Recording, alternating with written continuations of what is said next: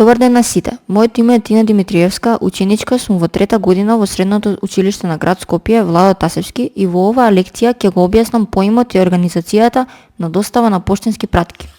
За полесно совладување на лекцијата ќе ги одговорам следниве прашања: дефинирање на достава на поштенски пратки, чекорите во достава на поштенски пратки, зошто доставата е најсложена и најскапа фаза, фактори од кои зависи доставата, како се утврдува квалитетот на доставата. Под достава на поштенски пратки се подразбира врачување на пратките и исплатата на упатницата во станот, тоест во деловната просторија на примачот според адресата означена на пратката. Доставата на поштенски пратки опфаќа голем број работни процеси со кои се врши врачување на пратките на примачот. Доставата е процес што се состои од следниве чекори: преземање на обичните и на книжените пратки за достава, подготовка на обичните писмоносни и на книжените пратки за достава, достава на обичните писмоносни и книжени пратки и пресметка и раздолжување на пошторазнесувачот по враќањето од доставата. Доставата е завршен, скап и сложен технолошки процес. Од вкупните трошоци за пренос на пратки, на доставата опфаќаат околу 50%. Доставата представува најсложена и најскапа фаза во процесот на пренос на поштенски пратки, бидејќи постои голема застапеност на човечки труд, намалена е можноста за користење на средствата за механизација, се минуваат милион километри од страна на пошторазнесувачите, има многу поголеми трошоци во однос на другите фази на пренос и се остварува постојан контакт со корисниците на поштенските услуги.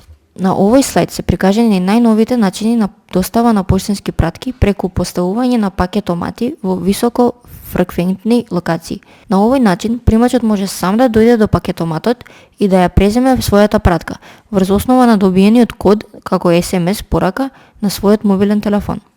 Организацијата на достава на поштенски пратки е специфична за секое доставно подрачје и зависи од многу фактори, и тоа од големината и од типот на населбата што ја опфати доставната пошта, од густината на населеноста и од структурата на населението, од количината и видот на пратките за достава, од можностите за користење моторизирана достава и превозни средства од страна на пошторазнесувачите, од бројот на заклучоците што пристигнуваат и од времето на нивното пристигнување, од опременоста со средства за работа, од стручноста на работниците и друго. Со развојот на електронската трговија, поштите во целиот свет понудија најразлични начини на достава на пратки, се со цел да се доближат до желбите и барањата на корисниците. Така, данската пошта во 2020 година постави 2000 пакетомати низ целата држава, од каде што данците можат да ги подигнат своите пратки 24/7 најблиску до своето место на живење.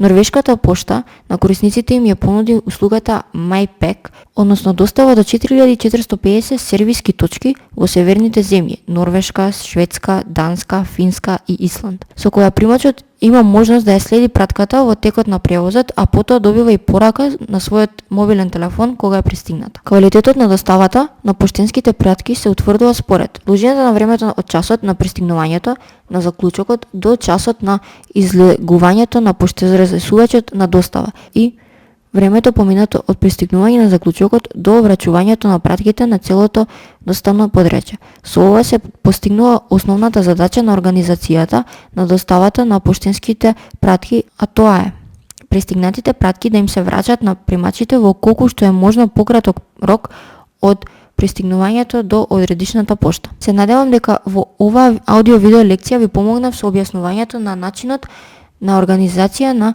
доставата на поштенски пратки. Ви благодарам на вниманието.